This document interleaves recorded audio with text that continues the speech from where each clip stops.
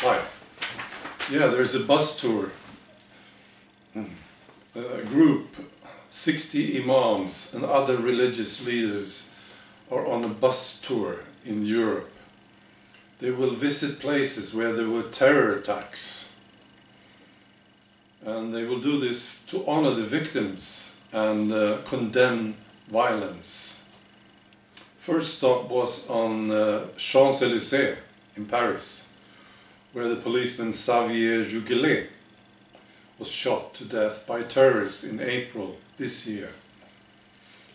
Okay, and there's a comment here from the Imam Hassan Shalgumi. He says, "We are here to say that our religion and Islam values are against these murders."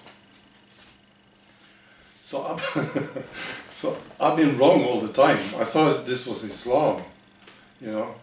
I see the light. I'm so grateful. Somebody speaking the truth here. Finally. Yeah. Okay. So I want to tell you about a dream that I had last night. Me and my girlfriend was at a school. There was this big hall, and there was a lecture to come. There were lots of people, and when I came into the room I noticed that people were concerned about how they looked. Yeah, I didn't like it. So, and then the lecturer came, and he said that we should form like a half a circle around him so that we could hear him. Okay? And people were so anxious, worried, that they were standing in the right positions, right? They wanted to form a neat half a circle. They wanted a good line. Yeah, and I didn't like this either. So, but we stood there, and the guy started to do the lecture. And in front of me was a guy who was drunk. Yeah, he was wobbly. And he started to back into me, you know, bumping into me, and then he was bumping into my girlfriend. So I took hold of him and put him behind me, right? I said, "Stop what you're doing, behave," right? And I noticed that the people around us, they were acting anxiously. And they were sort of moving away. And they were conscious about themselves. They didn't want attention from themselves, right?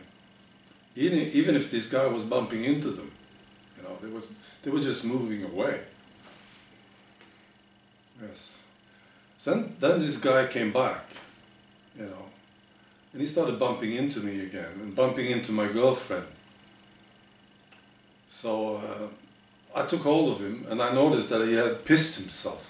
He was wet.